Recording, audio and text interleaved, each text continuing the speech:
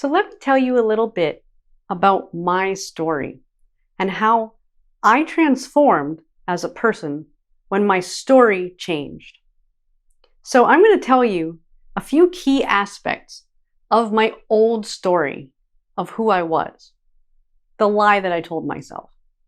And then I'm going to compare it to the new story of who I am and how I experienced my life. And you're going to be able to see that this person that I was and the person that I am today is completely different. Now, I'm going to be honest and tell you that I didn't sit down and rewrite my story. I didn't have these same tools that today I use. What happened to me is my story changed gradually. But I can tell you with certainty that every time I experienced change in my story, in my identity, in my beliefs, and in the life that I was experiencing, it always started with a decision to change my perspective. It always started because I wanted something to be different, and I was willing to look at it from a different angle. So if you had told me when I was a teenager, maybe about 18, about the time when this old story that I'm telling had existed, that today I would be living the life that I am now, I would have thought that you're completely crazy.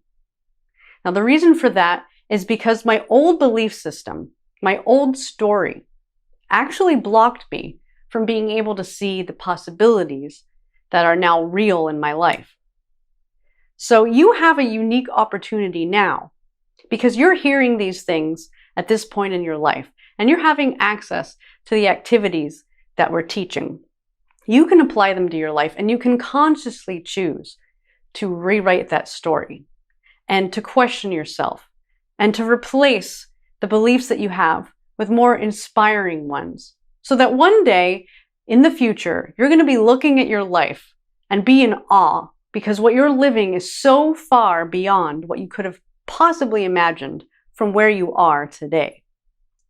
So, one aspect of my old story, something I used to tell myself internally, is I'm shy. Now, people that knew me would have never thought that I felt shy because, I was pretty spunky and I was talkative and I was opinionated, but inside, I was always terrified.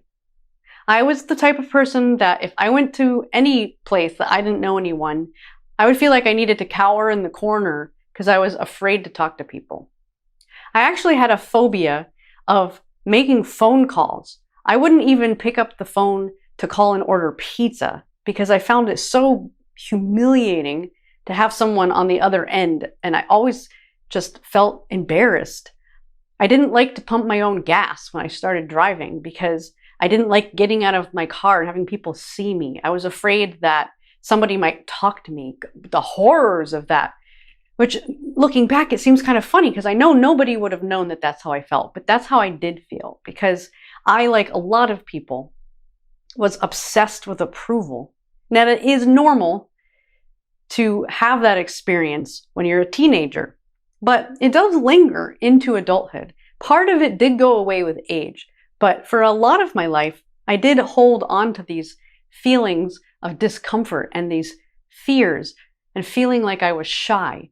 And that was like, well, if I feel so uncomfortable around other people sometimes and I want to avoid it, then it must be because I'm shy. But my new story is completely different. My new story is I am confident. I can go and do anything I want and always ask for what I want or need and never feel uncomfortable. I'm not afraid to pick up a phone and call and ask for something anymore. However, I have accepted that I am an introvert. Even though, I love speaking, I love going to large events, there's a lot of things that I like to do around other people. I am an introvert. I get my energy from my alone time. I like being in quiet contemplation. I love being around people and it energizes me, but then I feel exhausted and I need to go home and rest. And so I have embraced that that's part of who I am. And it's not a bad thing. And it may be that when I go to a social environment that I would prefer to be sitting in the corner and being a people watcher than being right out in the middle. And that's part of my personality. It's okay. It doesn't mean that I'm shy. And that at this point in my life, I focus on my own approval. I want to feel good about myself. And whether or not other people like that or approve of me is so far outside of what I care about. So as you can see, just in that one example, I'm a completely different person. So another part of the story that I used to tell is that I was an emotional sponge and I couldn't turn it off. I always felt like I was susceptible to what was going on around me and the energy of the room and people's emotional states. And if they were upset, it would make me upset. And if everybody was unhappy, I would be unhappy. And so I guess you could say I was an empath, but I really didn't like that because I felt like I had the weight of the world on my shoulders. I felt like I couldn't be happy unless everyone else was. And so I became a people pleaser. So I wanted to try to, keep the peace and keep the calm and not, ruffle the waters or bother anybody, because if they weren't happy, then I couldn't be happy because I was so susceptible to them. And so this is just the expectation I had of life. And so this is what I experienced. But I changed my story. My new story is I am in control of my own emotions. Because I wanted to be in control and I didn't want to feel like the victim of how everybody else was feeling, I was determined to learn how to take control of my emotions. Now I find myself being very grounded. I'm stable. I can maintain an emotional state no matter what's going on around me. Of course, there's still certain things that can affect me more than others. But in almost all cases, I feel like I'm the one who gets to choose. I can choose to be happy by choosing to make a different decision or to think about something else. I can choose not to be bothered by something by choosing my perspective or, finding a way to put distance between myself and what's happening. My emotions are mine. When I was feeling and experiencing what I believed was other people's emotions, the truth of it now that I can see is that I wasn't feeling their emotions. I was mirroring their emotions. I was feeling them in myself, and I have control over this. So just because someone else is feeling something doesn't mean that I automatically have to. It's a much more empowered place to be at. So another big part of my story that really shows how different my new story is that I used to be terrified of speaking. Part of the reason why I was terrified of speaking is because I'm very passionate and I'm kind of weird. And I just found that the most embarrassing thing when I would get, all wound up about something and I was passionate, and I always thought people would think I was really strange and they wouldn't like me. And so I loathed any time that I would have to speak in public. The worst thing ever, which I know a lot of people experience, is not wanting to be called on in class, not wanting to have to write anything on the board. Like having to give a presentation was like my worst nightmare. I found it embarrassing. I felt like I was constantly under a magnifying glass of judgment, and it was terrible. And I never would have thought that I would actually be a professional speaker. Like it was so far outside of anything I would have considered because I was so afraid of speaking. But I had built an identity around I'm that one that doesn't want to get in front of the class. And of course, a lot of other people around me felt the same way. So I felt it was pretty normal and I never questioned it. But my new story is that I love expressing my passion and I love doing it through speaking in front of people.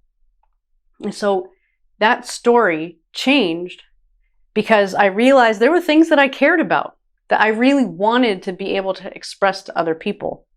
And that even though it was a little bit scary, there were times where I allowed myself to get passionate and to tell people what I thought and believed and understood. And I got a good reaction from them, and it opened up my mind to maybe it would be okay for me to share how I feel. Maybe it would be okay to speak. And so I opened the door. I changed the way that I looked at myself. And over time, it got easier. And today, I am a speaker. And now you can give me any topic that I care about, and I could stand up and talk about it for an hour in my full weirdness and passion and not give a rip what anybody thinks, because I'm confident in myself and I see myself, my identity, my story is that this is who I am. And so the next one I'm going to talk about is part of my old story was that everything has to be perfect. I wish things were different. They're not ideal, and therefore I don't like them. You see, I was an A student that instead of being excited about my A's, I would actually be mortified about my B's. I was a perfectionist. I never felt satisfied with anything I did, whether it was a paper or artwork or something else that I was working on. Even though I got all these accolades, everybody else thought it was great, I never liked it. It was never good enough for me. I never felt like I could be good enough. And it wasn't because I had any outside influences trying to force me to be a certain way. I was doing this to myself. I felt like I had to be perfect. I told myself this. So I was highly critical of myself, and I was actually very critical about other people and of the world because I was an idealist, and it really bothered me that things weren't the way that I thought that they should be. One of the side effects of being a perfectionist is that I hated doing new things because it was terrible to not be good at something. To not be able to do it well right away was like the worst thing. And so for a long time in my life, I would actually avoid challenging myself. I lowered my own standards so that they would be easier to meet, all because I was afraid of feeling disappointment or of failing. So again, this has completely changed for me. Today, my new story is that my goal is no longer perfection. My goal is excellence. So what that means to me is doing an excellent job, doing my best at whatever I do. It doesn't have to be perfect, but it does have to be quality because I know that I do value that. But it also means doing excellent things. It means challenging myself to do things that are at a higher level, even if I might not be able to execute them perfectly. I get more value out of it because it is more valuable than doing something lower that I can perfect. I've changed my belief to include understanding that anything worth doing is worth doing badly. Because being terrible at first is a stepping stone that is needed in order to be able to get to where you want to go. I have embraced that being uncomfortable is actually part of the process that helps you grow and become better. And I've also learned to embrace failure, because if you never try anything because you're avoiding failure, then you can never accomplish anything. And so starting with that belief that my goal is excellence, not perfection, it actually opened up my whole world to now being willing to do things that most people think I'm crazy for trying. I reach higher than I ever have before, and I no longer hold myself back to avoid disappointment or embarrassing. And so those are just a few examples of elements of my own story. And as you can see, who I am today is completely different than who I was almost 20 years ago. And all it took was the willingness to look at myself differently, to look at my life and my capabilities, and most importantly, the story I told of who I was differently.